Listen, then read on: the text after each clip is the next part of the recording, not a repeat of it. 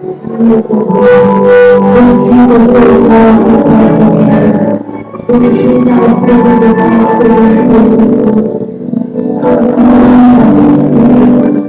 Obrigado por nossos pecadores, agora e na hora de nossa morte. Para cada nova missão, uma nova efusão do Espírito Santo. Para cada nova pregação, uma nova efusão do Espírito Santo. Estenda suas mãos aqui, clamemos mais uma vez, para que o Espírito Santo encha, transforme a vida do Roberto Zanus, para que mais uma vez ele seja aquilo que não quer que ele seja no meio de nós. Senhor, nós clamamos uma nova unção, clamamos, Senhor, o poder e a autoridade do teu Espírito Santo. Vem, ó nosso Espírito, vem, Senhor, nesta hora, vem, Senhor, e encontra, e renova, vem, Senhor, e transforma a vida do Zanus. Trabalhando transformado pelo Espírito na vida dele. Sejamos nós também nesta hora, repletos do teu Espírito Santo. Pedimos isso por aquela que é, para nós, a esposa do Espírito Santo. Ave Maria, cheia de graça, Senhor é convosco. Bendita sois vós entre as mulheres. Bendito é o fruto do vosso ventre, Jesus. Santa Maria, Mãe de Deus, rogai por nós, pecadores, agora e na hora de nossa morte. Amém.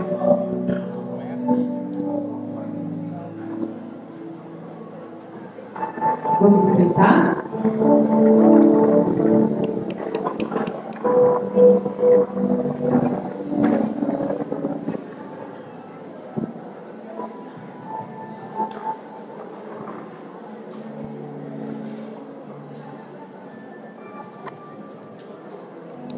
Louvado seja o nosso Senhor Jesus Cristo.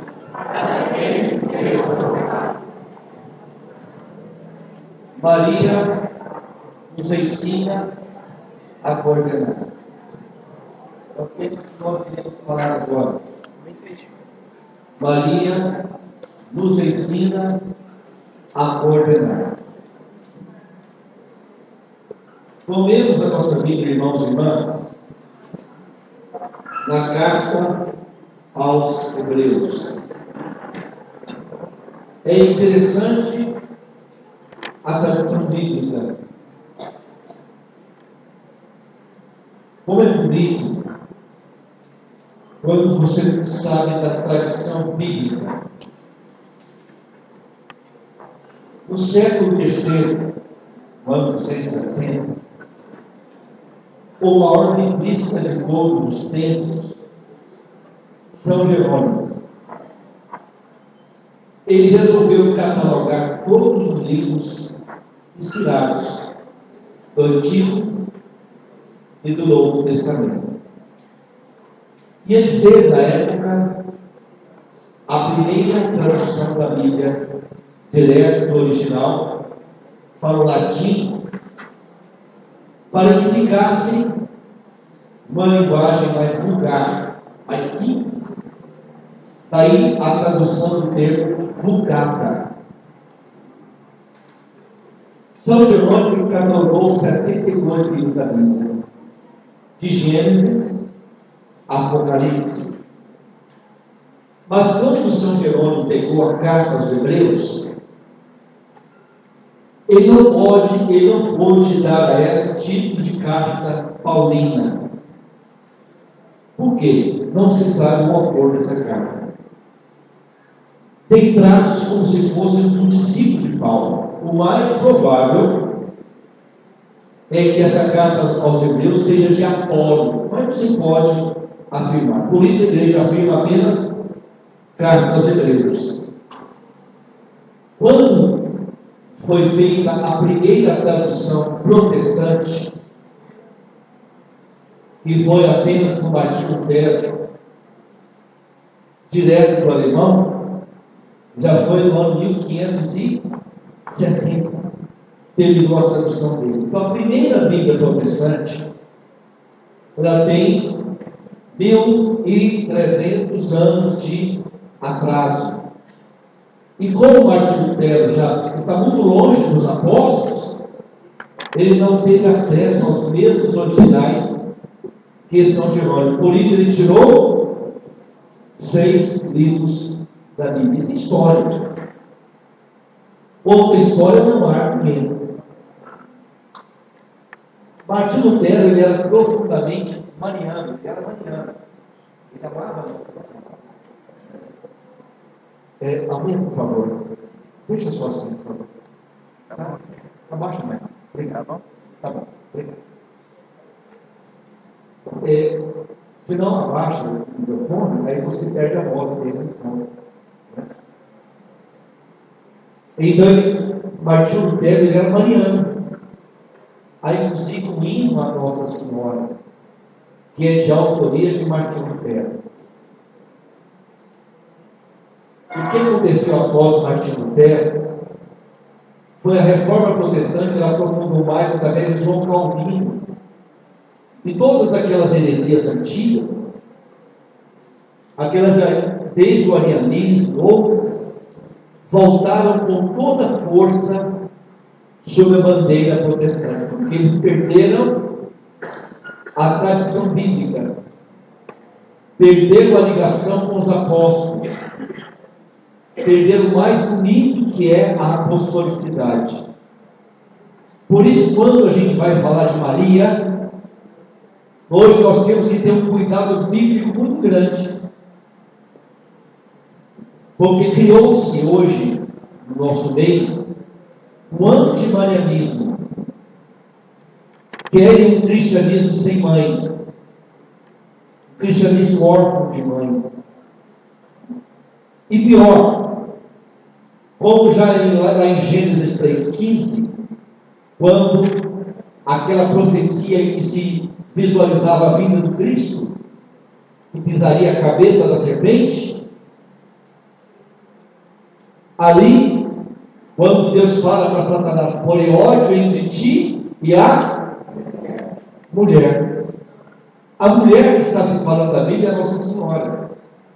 Criou-se agora no século XXI uma aversão à Nossa Senhora por parte das igrejas protestantes. Eles não só pregam contra a igreja, mas pregam também contra Maria. E se nós queremos ter um modelo de como coordenar, de como levar Jesus aos outros, nós temos que ser como Maria. Por isso, para falar de Maria, eu quero começar falando da Arca da Aliança. Eu vou falar de Maria, primeiro falando sobre a Arca da Aliança. Abra sua Bíblia na carta aos Hebreus, no capítulo 9. Carta aos Hebreus 9, versículos 1 e seguintes.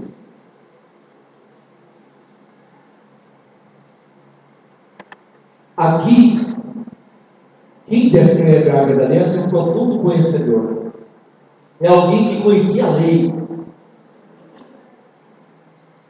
mas provavelmente um rabino, para descrever com tanta exatidão as coisas da primeira aliança. A primeira aliança, na verdade, teve regulamentos rituais e seu santuário terrestre.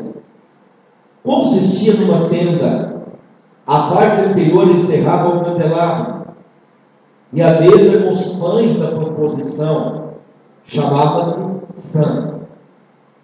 Então, o que está descrevendo? O primeiro tabernáculo, que era feito de tendas. Aquele primeiro tabernáculo que durante 40 anos acompanhou o povo pelo deserto. Então, aqui está dizendo que tinha um tabernáculo, aqui fala dos véus, e fala do lugar mais chique do tabernáculo. O que o tabernáculo era? No deserto, tudo é acampamento. Então havia uma tenda com pena de cabelo e véus, onde ali se prestava um culto. E no lugar mais santo, que era o Santo dos Santos,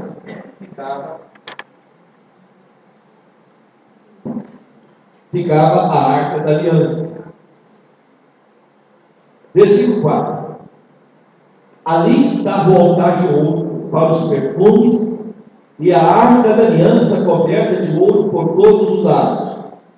E dentro da urna de ouro contendo o maná, a urna de ouro contendo o maná, a vara de Arão que floresceu e as tábuas da aliança. Então, era muito especial para Israel a arca da aliança, coberta de ouro, um caixote quadrado, medindo mais ou menos 1,25 m por 75 de largura, 1 metro de profundidade mais ou menos, com varais, toda revestida de ouro. E esse caixote tinha dentro o quê? Primeiro, as tábuas da lei, o decálogo, que Deus havia dado para Moisés, no Monte Sinai. Havia ainda uma urna de ouro contendo o maná, aquele pão dos anjos, aquele pão com o qual durante 40 anos o povo foi alimentado por Deus no deserto. Então tinha também o cajado de Arão, a vara de Arão que floresceu. O que é isso?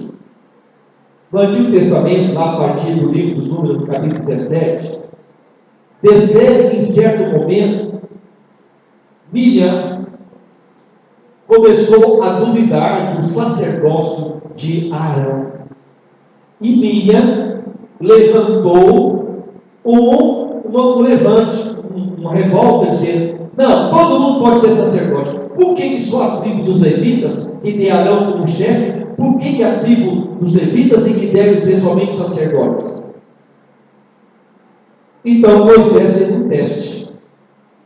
Colocou durante a noite, diante da arca da aliança, os 12 cajados das 12 tribos de Israel. No dia seguinte, uma flor de amêndoa linda brotou daquele pau morto. Então Deus gosta de flores. Até Deus gosta de flores. Então, a gente olha uma flor, a delicadeza de uma flor. Olha que beleza, gente. Vou levantar aqui. Olha que delicadeza. Levanta aqui. Olha a delicadeza das flores, você faz a sensibilidade, a textura de uma flor. Gente, isso aqui vem da terra, barro. Deus gosta de beleza.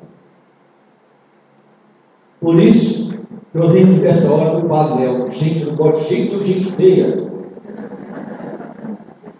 Mas para o Padre Léo, a pessoa só é feia quando está no pecado. Não existe ninguém feio, só quem vai para o pecado. E é verdade, o pecado é feia. Você já viu uma pessoa que está na droga, como ela fica? Ela vai feia. Você já viu a pessoa que fuma? A boca que fede? A pena vai ficando amarelada, pulgada? Dá dor de que fuma, gente, dá mesmo. Vai ficando cadavérico. E o final de uma vida de um fumante? Coisa mais triste que isso. Você já viu o final da vida de um fumante? Ele dizendo ao contrário.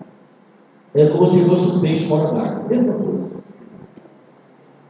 Então Deus gosta de beleza. Deus confirmou. Agora, o que essa arca tinha de especial? Onde essa arca entrava, era sinal da vitória. E Davi, sabendo muito bem que essa arca era muito importante, Davi, logo que ele conquistou Jerusalém, o que Davi disse? Eu vou trazer a arca para junto de mim. Pegue lá, 2 Samuel, capítulo 6. Vamos pegar 2º livro de Samuel. 2º livro de Samuel, no capítulo 6. E vamos ver.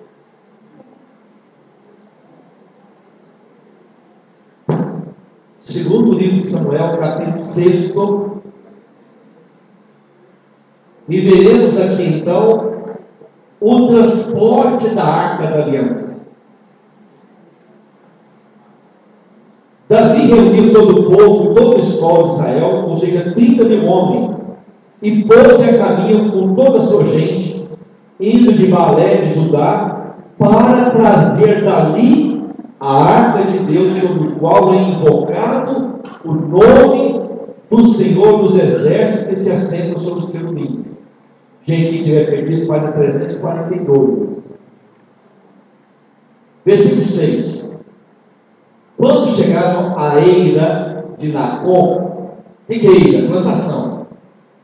Osa estendeu a mão para a arca do Senhor e susteve ela, porque os bois tinham escorregado. Então a cólera do Senhor se inflamou contra Osa. Feriu Deus por causa da sua imprudência, e Osa morreu ali mesmo, perto da arca de Deus. Olha como essa arca era preciosa. Se alguém em pecado, se alguém não estivesse em perfeita santidade e tocasse na arca, o que acontecia com a pessoa? Morria. Foi uma imprudência. Davi contristou-se por Deus ter feito essa brecha perigosa, e por isso chamou aquele lugar de Beres-Osa, nome que traz ainda hoje. Naquele dia, Davi teve medo do Senhor e disse: como entrará a arca do Senhor em minha casa? Qual é a palavra de Davi? Como entrará? Ele não se sentiu o quê? Digno. Então o que ele vai fazer? Vai mandar para a casa do amigo dele. Muito amigo, hein? Versículo 3. E não quis deixar de sua casa, da cidade de Davi, e mandou a levar para a casa de Obed de Edom. Qual é o nome do cara? Obed. De onde ele é? Qual é o primeiro nome dele? Obed. Escreve no cantinho da sua Bíblia aí. Obed igual servo. Qual é o significado da palavra Obed em hebraico? Servo. Servo. E só nota uma passagem paralela. Ruth 4, versículo 17. Lá em Ruth 4, 17, você nem precisa ver. Lá em Ruth 4, 17 fala assim: essa palavra significa Obed, que significa servo. Então qual é o significado da palavra Obed? Servo. Para onde foi a arca do Senhor? Para a casa do? Para o Senhor. Manda a arca da aliança para a casa desse servo aqui. Versículo número 12. Foi anunciado ao rei que o Senhor abençoava a casa de Obed-Edom e todos os seus bens por causa da arca de Deus. Senhor, manda essa arca para mim. Eu quero que minha casa seja abençoada. Manda essa arca. E quem vai fazer então Davi? Foi então Davi que veio para transportar da casa de Obed-Edom para a cidade de Davi, no meio de grandes regozijos. Mas a arca da aliança, nem mesmo Indiana Jones não encaixou ela. O que foi feito deste artefato, que é o mais procurado do Antigo Testamento? Em toda a arqueologia vocês pensam que não busca, procura onde foi escondida a arca da aliança. Pega lá, segundo livro de Macabeus. Segundo livro de Macabeus.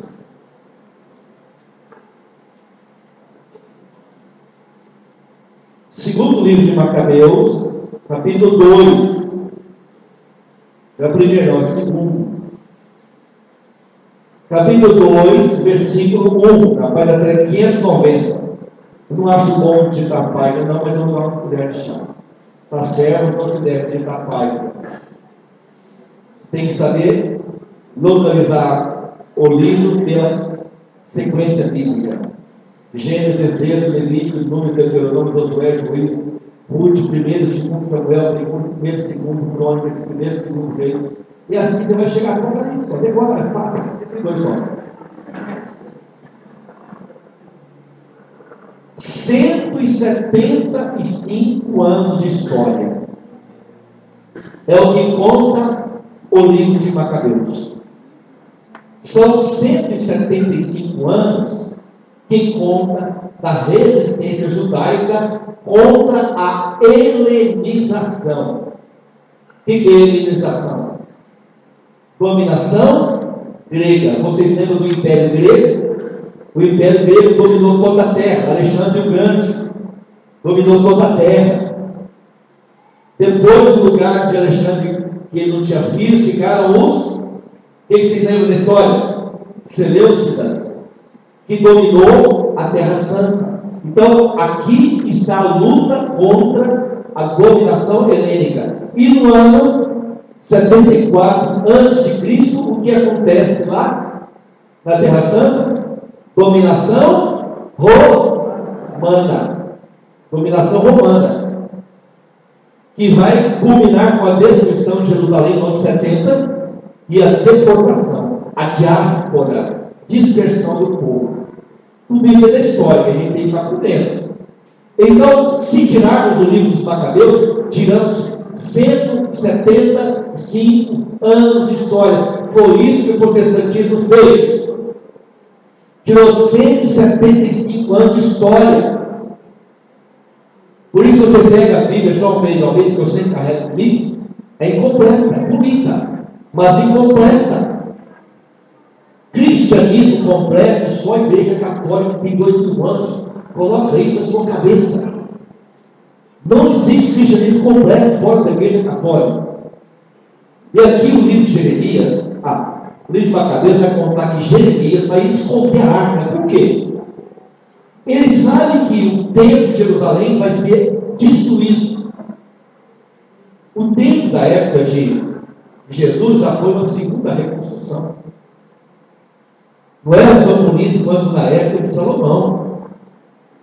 O templo vai ser destruído completamente no ano 70. Inclusive, quando você vai em Roma, lá tem um pedaço do templo de Jerusalém lá em Roma. Tem pedras do templo de Jerusalém em Roma. E fez o arco da vitória.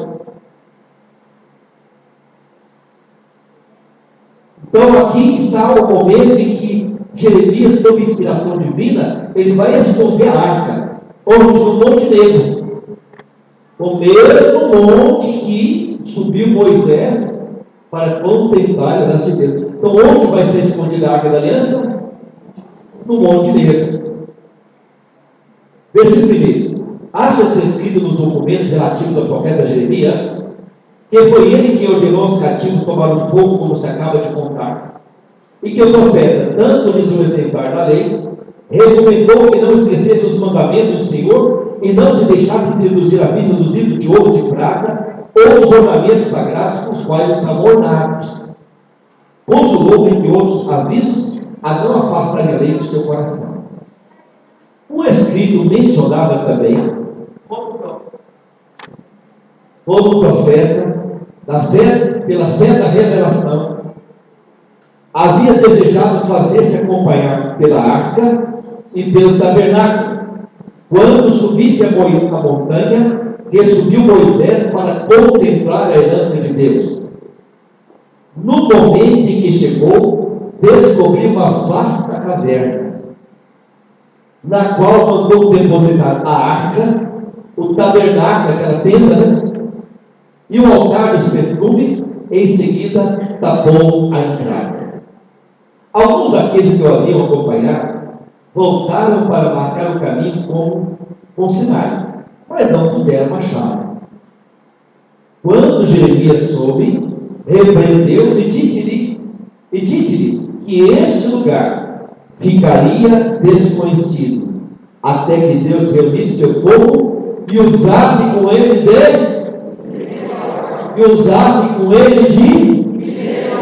na melhor tradução do grego, e lembrasse da sua misericórdia. Então a arca, segundo Jeremias, a arca vai ficar escondida até que dia? até o dia que Deus se lembrar da sua. Abramos em Lucas 1. Lucas 1. Evangelho de São Lucas, capítulo 1, versículo 39. Maria está grávida do Filho de Deus. O arcanjo Gabriel já havia visitado Maria. E Maria vai à casa em Ain Karen, na Judéia. Ela vai para ajudar Isabel, que está grávida do 6º mês de João Batista. Versículo 39. Naqueles dias, Maria se levantou e foi às pressas às montanhas, a uma cidade de Judá. Meu irmão, vai entrar na casa de quem? De quem? Não é Isabel, na casa de quem? Vai entrar na casa de Zacarias, em hebraico, significa Deus se lembrou da sua misericórdia. Nossa Senhora grávida sobe a montanha. Quem aqui já foi aí na cidade, na casa de Zacarias? Levanta a mão. Quem já foi? Você se lembra da subida? E você primeiro você vai subir de ônibus, né? Depois depois da subida muito grande, você chegar naquela grutinha. É assim? É uma montanha. É alta. Então a casa de Zacarias, Maria, grávida, não das tábuas da lei, aquele que iria cumprir a lei. Ela vem dentro de si com a nova arca da aliança. Ela traz dentro de si não um cajado representando o sacerdote segundo a ordem de Melquisedeque, Jesus. E a urna de ouro que trouxe o pão da vida é o útero de Nossa Senhora, que trouxe o pão da vida, que é Jesus. Maria grávida entra na casa de Zacarias. Ora, versículo 41. Apenas Isabel ouviu a saudação de Maria, a criança estremeceu o seu seio. E ele exclamou em alta voz: Bendita és tu entre as mulheres, e bendito é o fruto do teu ventre. São as mesmas palavras do hebraico de Davi agora. Versículo número 43, são as mesmas palavras de Davi. Donde me vem essa honra? Só que Davi diz: de entrar na minha casa, a arca do Senhor. Donde me vem essa honra de vir a minha mãe do meu Senhor. E quando Maria, ela vai louvar a Deus, magnificar, o versículo 54. Acolheu a Israel seu, lembrado da sua miséria. Maria é a nova arca da aliança, a que leva ao Filho de Deus. E se nós queremos coordenar, tem que ser com Maria. Se queremos levar Jesus às pessoas, tem que ser com Maria. E é interessante, São João, que foi o discípulo que viveu mais perto de Nossa Senhora, ele vai contar onde está a arca da aliança. Nem Indiana Jones acha mesmo. Sabe onde está a arca da aliança? Pega Apocalipse 12. Lembrando que quando a Bíblia foi escrita, ela não tinha divisão de capítulos e versículos. Era um livrão, e um cardeal da Igreja Católica no ano 1250, Hugo de Santo Carlos, resolveu dividir a Bíblia em capítulos e versículos para facilitar o estudo e a localização dos assuntos do livro sagrado. A divisão da Bíblia em capítulos só se deu a aprovação do Concílio de Florença no ano de 1460. Então, para você entender o capítulo 12, você tem que lê-lo a partir do 11 e 19. 11 e 19. Para você entender o capítulo 12, você tem que ler o 11 e 19. Abriu-se o templo de Deus no céu, E apareceu no seu tempo o que, gente? A arca do seu. Então, para onde foi a arca da aliança? A primeira arca da aliança foi levada para onde, gente? Céu. Houve relâmpagos, vozes, trovões, terremotos e fortes taraias. Apareceu em seguida um grande sinal no céu. Uma mulher, revestida do sol, a lua debaixo dos seus pés e na cabeça uma coroa de 12 estrelas. Estava grávida. Meu irmão, São João quer dizer claramente aqui: se a primeira arca da aliança foi levada para o céu, a arca da aliança, que é Maria mais perfeita, está onde? A primeira arca da aliança era revestida de ouro. A arca da aliança, que é Maria, é revestida de quê? Do sol. E o nosso sol é Deus. Ele é o nosso sol. Nossa referência, sem o qual não podemos viver. Mais uma coisa para a gente tomar ainda, que é de muita importância também. Tem, no capítulo 19 do Evangelho de São João, versículo 25 a 27. João 19, 25 a 27.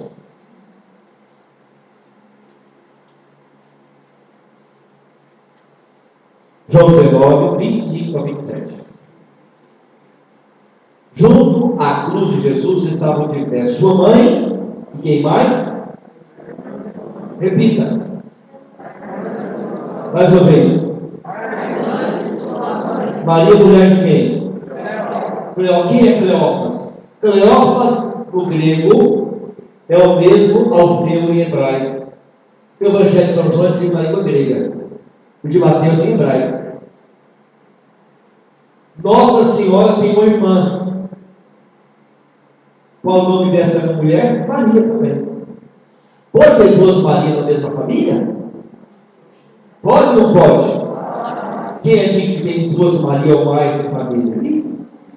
Maria do Carmo, Maria do Fátima, não é? A Bíblia fala que ele tinha uma irmã de Nossa Senhora, mulher de Cleófas. No livro Conhecendo Melhor a Fé Católica, eu provo que essa mulher é a mãe dos parentes de Jesus, mãe dos irmãos de Jesus. Eu provo biblicamente, com esquema, com tudo. Provo que Nossa Senhora não tem mais filhos. Mas o lugar de quem é irmão de Nossa Senhora é Maria. Versículo 26. Quando Jesus viu sua mãe e perto dela o discípulo que amava, qual é o nome do discípulo amado de Jesus? Roberto. Qual é o nome do discípulo amado de Jesus?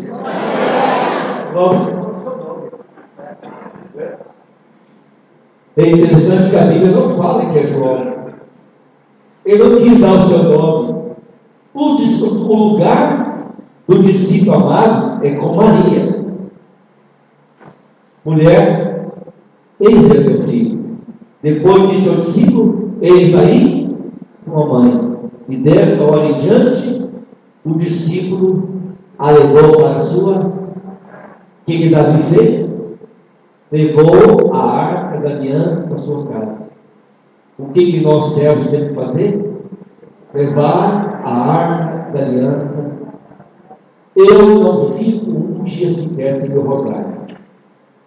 Não durmo sem rosário. Eu e você. Porque eu não quero ficar na minha casa sem Maria. E é Nossa Senhora que vai nos ajudar a coordenar. Peguemos, queridos irmãos, do Evangelho de São Lucas, no capítulo 2, versículo 41.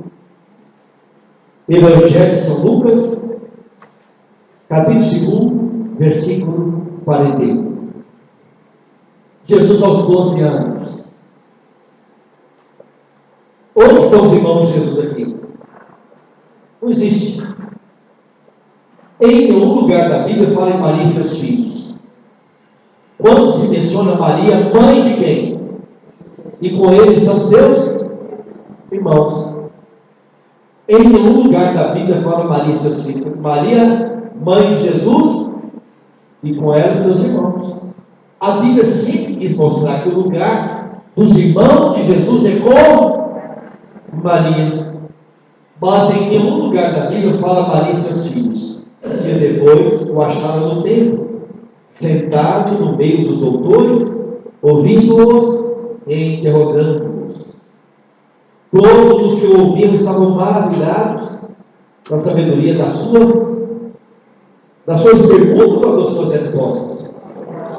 Escuta, presta atenção. Jesus está perguntando ou está respondendo? Mais respondendo do que perguntando. Ouvir a sabedoria. 12 anos. Quando eles ouviram, ficaram admirados. E sua mãe disse: preste atenção na humildade de Maria. Preste atenção. Meu filho, que nos fizeste? Eis que eu e teu pai, assim está escrito? Eis que teu pai, Maria coloca José como chefe da casa. Eis que teu pai e eu, olha o humildade de Maria. Ela não está exercendo o papel do pai, mas da mãe. Eis que teu pai e eu andávamos à tua procura, cheios de aflição. Coordenadora, essa é a única aflição que você pode ter. Medo de perder Jesus. Que você perda tudo na vida, mas não perda Jesus. Se você perdeu coisas, você tem perdido. Se você não perdeu Jesus, você não perdeu nada.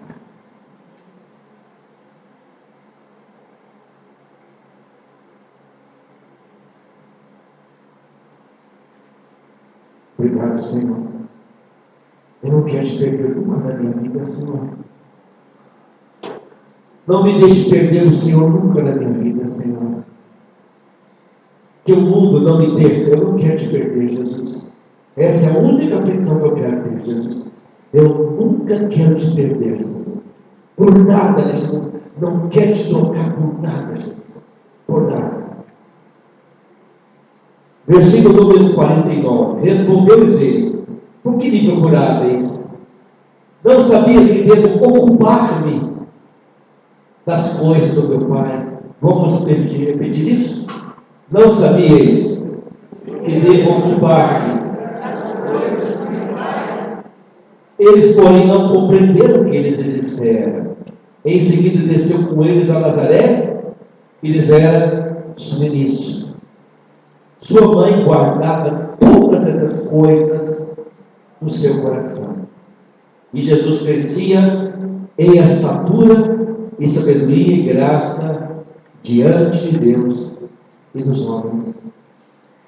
Essa é a nossa missão. Coordenar com Maria, mas como vou coordenar?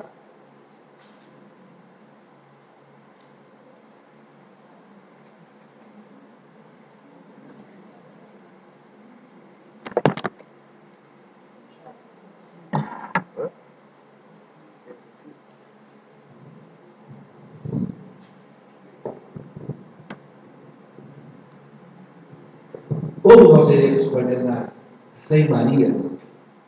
Você não sabe para onde ir.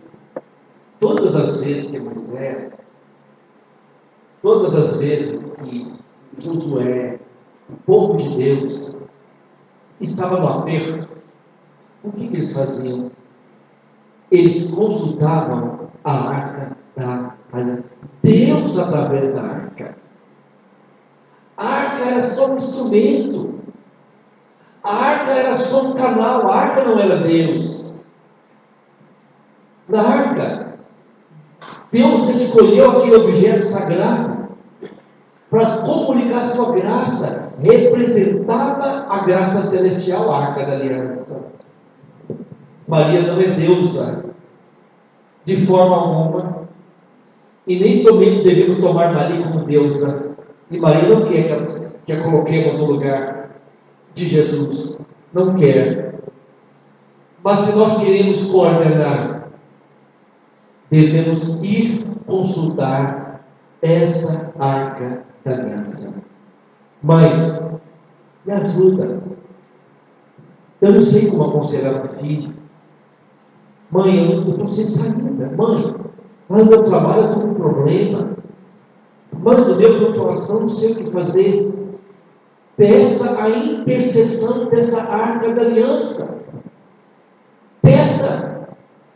Recorra a essa arca da aliança todo dia. E toda vez que a gente medita nos mistérios do Rosário, nós começamos a nos tornar mais dependentes de Deus como Maria. Eu fico maravilhado quando olho a vida de Maria e José. Fico maravilhado. A palavra de Deus vai nos dizer, no capítulo 1 do Evangelho de São Mateus, Evangelho de São Mateus, abra lá.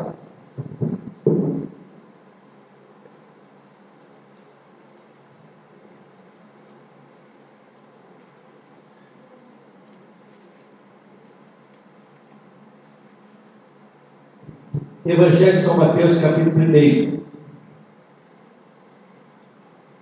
versículo 23 a 25. Evangelho de São Mateus, capítulo 1.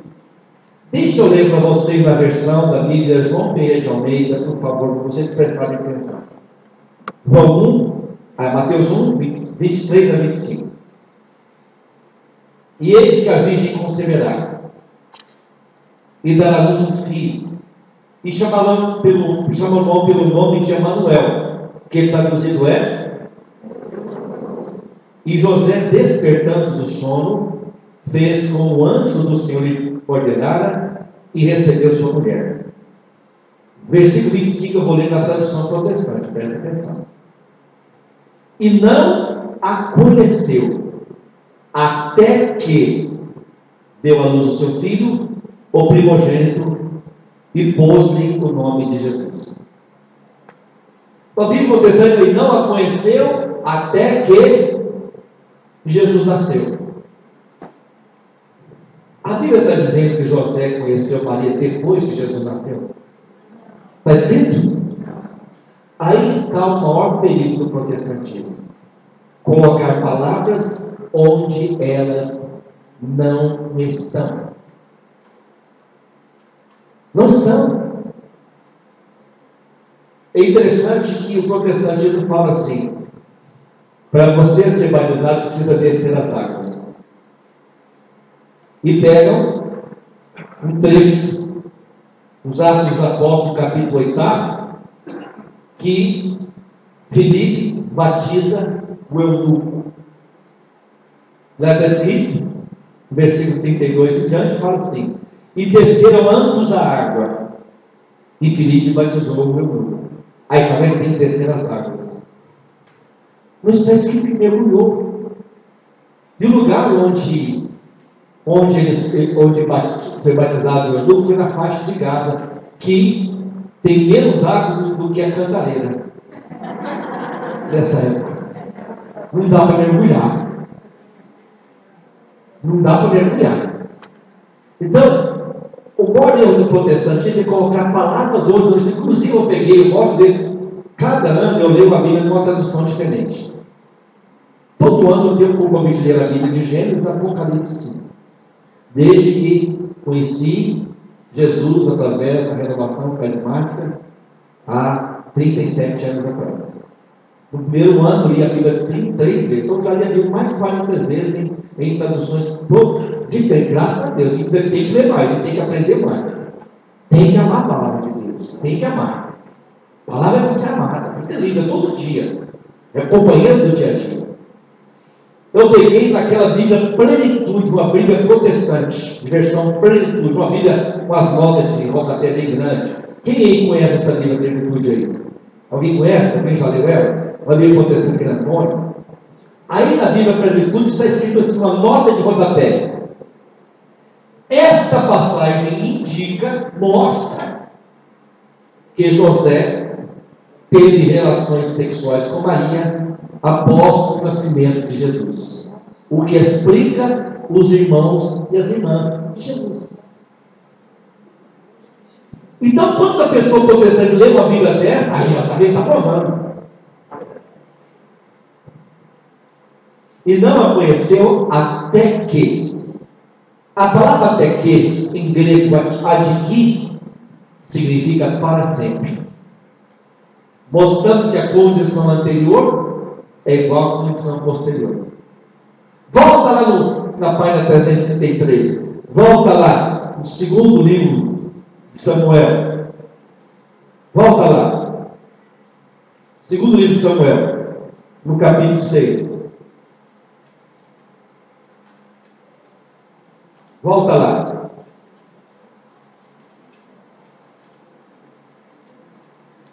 Perdão, é 342, né? 342. Eu estou na Bíblia Protestante. Versículo 23. Então, quando Davi viu que a arca do Senhor entrava, e a mulher de Davi ficou escandalizada, a tal de Mical, ou Micol. E Davi desprezou a mulher dele, não quis saber dela mais. Versículo 23. E Mical, a filha de Saul, não teve filhos até o dia de sua morte. Essa passagem indica que Micol, após a morte, teve filhos. Nem se tivesse as cabelinhas. Em grego, adiki, até que significa o quê? Para ser. Então, a Bíblia fala que José não conheceu a Maria. Conhecer, biblicamente falando, é ter intimidade. Tanto que lá em Gênesis 4:1 fala assim, que Caim, Adão conheceu Eva e deu à luz um filho que chama Caim. Junto com o cachorro, ele chama Caim. Caim. Então, conhecer biblicamente é ter o quê? Intimidade. Então, José não conheceu. A Bíblia está falando, não conheceu. Então, não conheceu. E quando Jesus nasceu? Outra coisa. Quem é casado sabe. As melhores fases para ter relação sexual, com todo o devido cuidado, é quando a mulher está grávida. A mulher aumenta muito o sangue, ela fica mais sensível. Coitado do homem. Nessa hora a mulher procura mais, com verdade. Procura mais. E é o único triângulo amoroso que dá certo. Pai, mãe e filho dentro da barriga. É impressionante quando o marido vai ter uma relação sexual com uma mulher grávida. A criança encaixa, ela sabe que vai ter a relação. Ela vira uma bolinha, ela encaixa do lado da mãe. E com o devido cuidado, uma relação sexual maravilhosa. Porque o Papa fala, através do catecismo da Igreja Católica, que tem dois sentidos a relação sexual: unitivo e criativo. Que o marido e a mulher devem procurar o outro, não só para ter filho, mas união, prazer, felicidade. O prazer sexual é abençoado no casamento. Fora do casamento é pecado. Relação homossexual é pecado. Por quê? Dizia o saudoso Padre Léo, órgão excretor não é órgão reprodutor. Órgão excretor é para excreção, não é para sexo. Nunca haverá, pode haver ter prazer homem com homem, mulher com mulher, mas nunca vai ser abençoado. Porque é contra a natureza. E o Papa emérito Bento XVI, eu chamo de Papa emérito. Papa emérito Bento XVI, no documento que é recente agora, que ele fala familiares dignitatis, da dignidade da família, ele fala assim: mulheres, não se masculinizem, não percam a sua originalidade. Homem, não se feminilizem, não percam sua originalidade. O Papa pedindo E a igreja tem a coragem de falar no catecismo que a relação homossexual é pecado. Respeitamos os homossexuais, são nossos irmãos. Mas a igreja claramente fala que é pecado. Se São José e Nossa Senhora tivessem tido relações sexuais, isso não seria pecado no casamento. Mas por que São José não tocou em Maria como esposa, sexualmente falando? Por quê? Meu irmão, se até Deus preservou a virgindade de Maria. Sim, preservou. Tem uma outra passagem, por favor. Eu vou ler na Bíblia Protestante. Ezequiel 44. Versículo 2. Ajudando, Bíblia Maria 1180. Eu estou com a Bíblia Protestante. Ezequiel 44, versículo 2. Isso aqui não é argumento meu, não, é de Santo Agostinho. Tudo isso para mim está naquele livro, Conhecendo a Fé Católica, que está no lugar dos iPhone. Coitado da ligação dele, vai ter que converter. Versículo 2. Disse-me o Senhor: esta porta permanecerá fechada, não se abrirá, ninguém entrará por ela, porque o Senhor Deus de Israel passou por ela, e por isso ela permanecerá fechada. Segundo Santo Agostinho, a porta por onde o Filho de Deus, o Rei, entrou e essa porta ficou fechada é Maria. Por isso a igreja fala Maria Virgem antes, durante e depois do parto. Quando Jesus entra no cenáculo ressurreto, ele ainda fala para os discípulos: toca em mim, come pão e peixe à vista dos seus discípulos. Ele arrombou aquelas portas para entrar no cenáculo. Jesus arrombou a porta para entrar. Quem passou pelo ventre virginal de Maria de Nazaré foi o Filho de Deus. Por isso Maria permanece virgem antes, durante e depois do parto. Tudo isso é argumento da igreja. De Santo Agostinho não é meu, não. Por isso, toda vez que eu estudo a igreja, eu tenho muito amor também. A gente se fala muito, professor Felipe de Aquino, homem de Deus mesmo, homem forte na fé. Eu vejo como é bom estudar, como eu vejo hoje o padre Paulo Ricardo, outros grandes homens, a gente vê como é bom rezar e estudar, meu irmão, minha irmã. Por que eu estudo muito, leio muito? Eu tenho medo de perder Jesus. Toda vez que eu vejo qualquer pessoa com uma dúvida, e olha, meus irmãos, sou chamado em debate. Já fui para debate com igreja protestante em televisão, nunca mais me chamam lá, não sei porquê. Da última vez que me chamaram, não estou falando por vaidade. Quem sou eu? Sou um pobre servo do Senhor, não sei nada. Da última vez, era assim: você tinha direito à réplica e à tréplica. 4 pastores e eu católico. O bispo que me mandou. Só que, quando alguém fazia uma pergunta para você, você tinha direito à réplica e depois à tréplica. Eu pedi: Jesus, não deixa eles fazerem perguntas um ao outro. Eu pedi a Jesus, eles faziam perguntas só para mim. Então eu fiquei com mais da metade do tempo pregando sobre a Igreja Católica. Pedi a sabedoria de Nossa Senhora. Pedi a sabedoria dela. E olha, acima de tudo, pedi também a humildade de Maria. Porque eu quero entrar em oração, dezembro, mas eu quero dar só esse testemunho a vocês. Porque não sei se vocês repararam, eu gosto de ficar no meio do povo. Eu gosto de ficar fui lá na salinha tomar um pouquinho de suco, mas eu gosto de ficar no meio de vocês. Eu sou servo também. Não sou estrela, eu sou servo. E aprendi isso. O meu coordenador estadual, Tassiano, em nome de Deus, não sabe. O primeiro coordenador, Sebastião Bernardinho, foi 18 anos presidente do Conselho Nacional da Renovação. Eu me lembro que nós tínhamos chegado, como nós tínhamos pregado a Neuzinho e eu no Japão.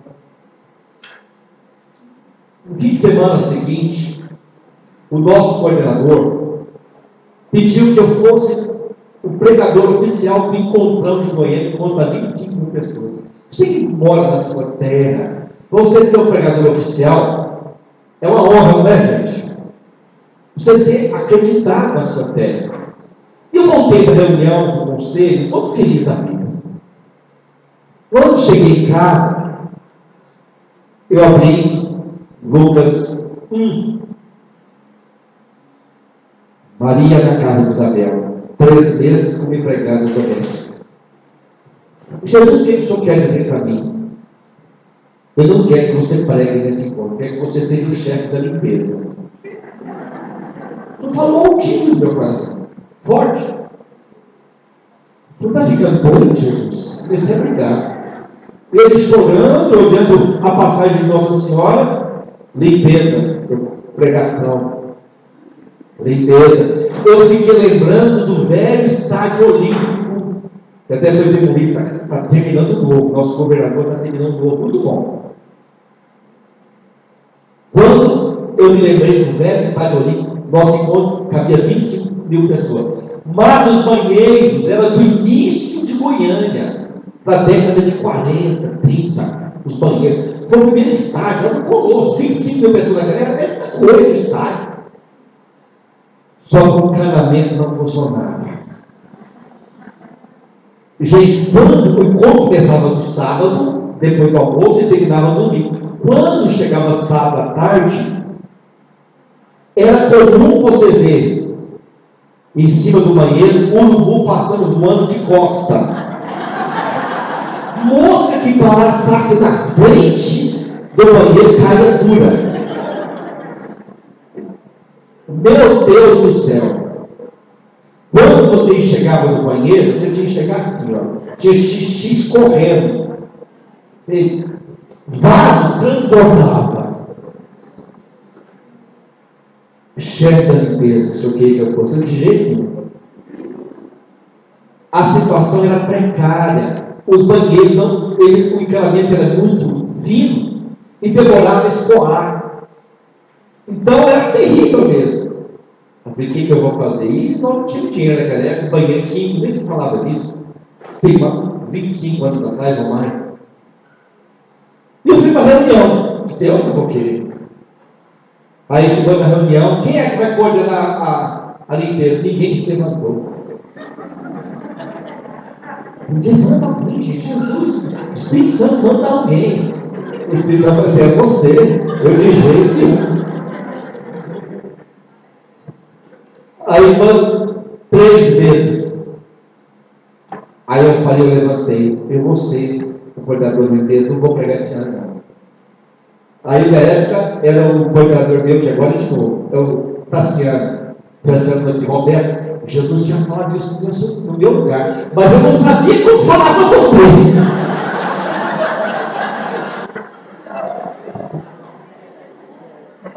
Se eu não me apontasse, eu seria humilhado. Aí eu organizei bem. Eu me lembro que o maior problema é que não chegava água. Eu consegui desentupir uns 10 dias antes, foi com o pessoal, comigo. Eu disse, bom, sabe o que é desentupir? Encanamento velho, você ajudar o povo a desentupir mesmo. Tocar a mão em bosta, isso mesmo, ao pé da letra. Eu falava aberto, gente. E eu me lembro que eu consegui com um pouco de bombeiro que colocasse lacões d'água na porta do banheiro para ele jogar a água nos vasos, não chegava água. Alguns a gente conseguiu arrumar a caixa d'água. Então, enquanto começava no sábado, terminava no domingo. Povo carismático suja demais, meu Deus do céu. Quando terminou, eu tinha dividido a equipe de banheiro, equipe tudo direitinho. Quando terminou no sábado, às 10 horas da noite, tinha que limpar a arquibancada para o outro dia. Aí nessa hora, a gente chama os voluntários. Voluntário, gente, é fria. Fala que é voluntário, não tem compromisso.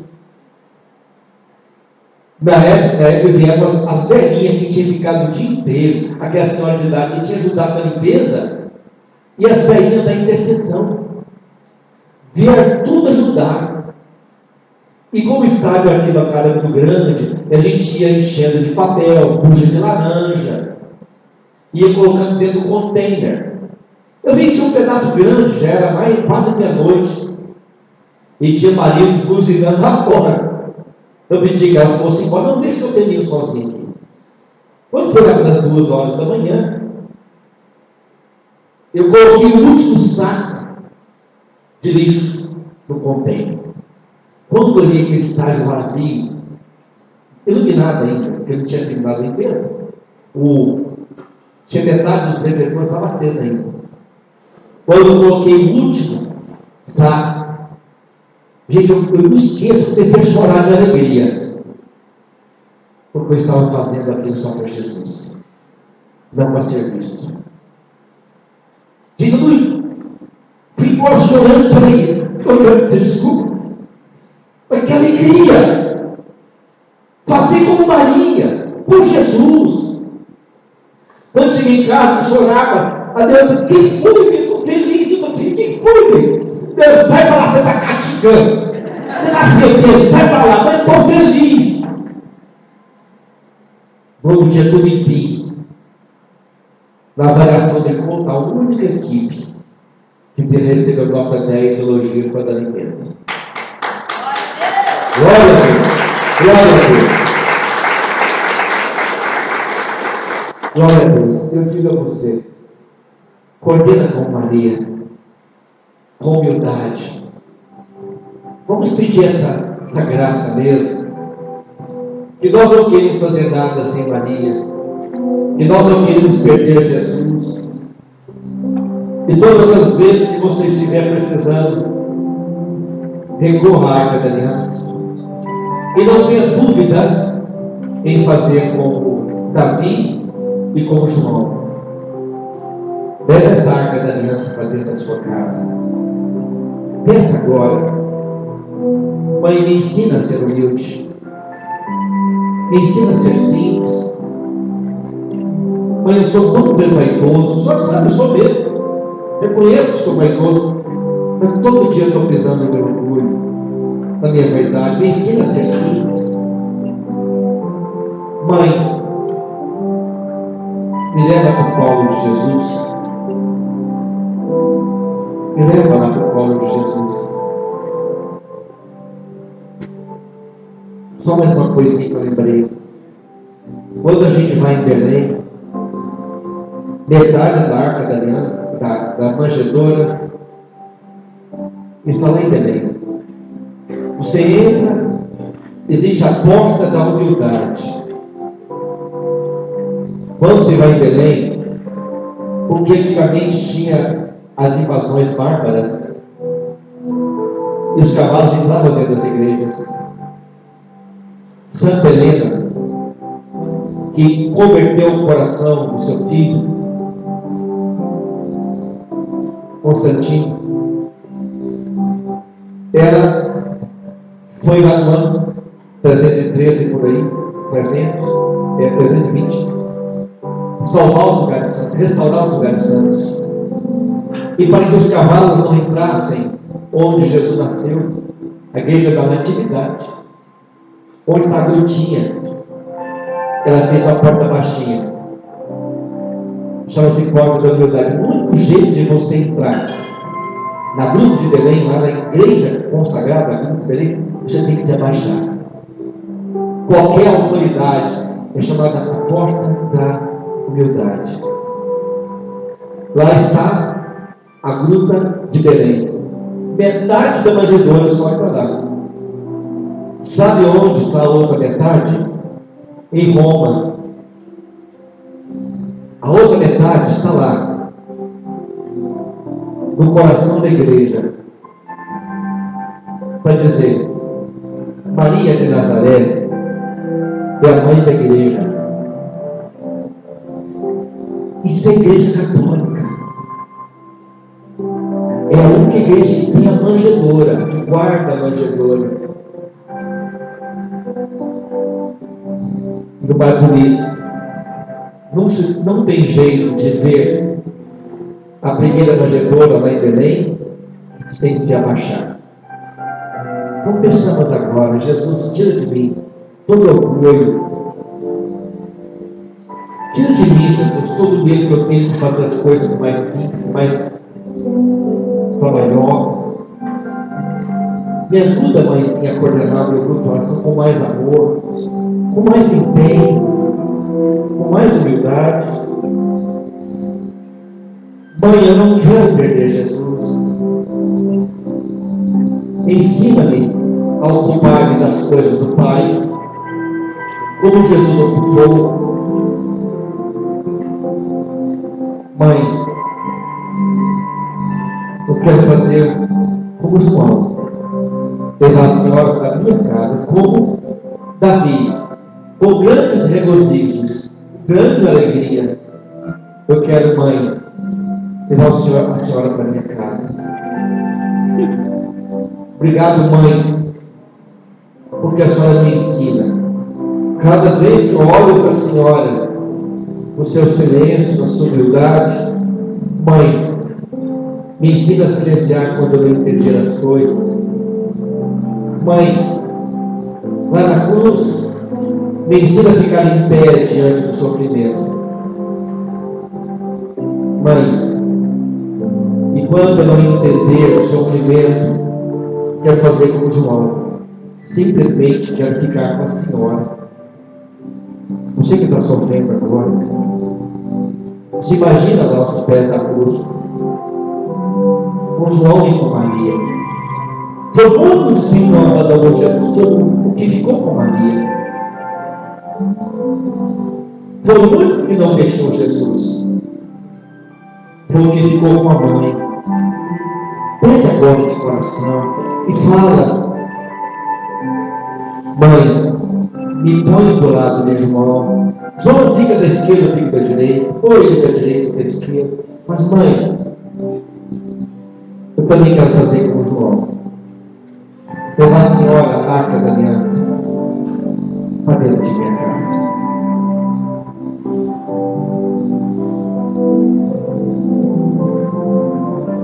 Me ensina a coordenar. Me ensina a ser pequeno nos teus braços.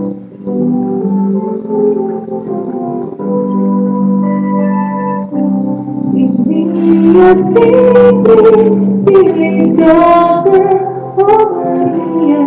Eu quero guardar tudo no meu coração. Guardava tudo, meditando com amor. Eu quero também te fazer. Jesus que veio nos trazer a boa nova. Giraste silenciosamente em teu coração. Virgem do silêncio, eu quero te acolher. Vivia sempre silenciosa, oh Maria. Eu quero guardar tudo dentro de mim. Guardavas tudo, meditando com amor. Jesus que veio nos trazer a boa nova. Quero te acolher.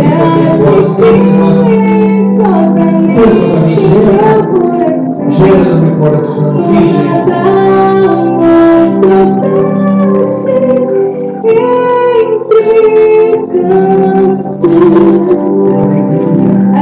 Alegria de Cristo veio eterno.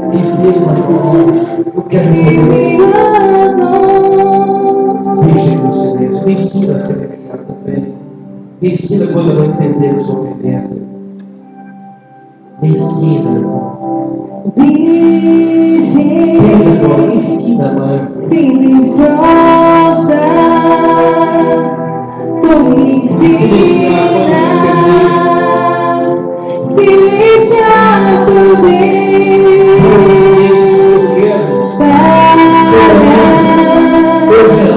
no silêncio teu menino. Eu gerar também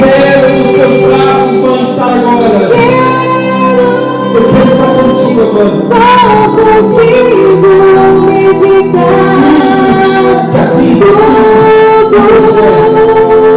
o que a vida me trouxer para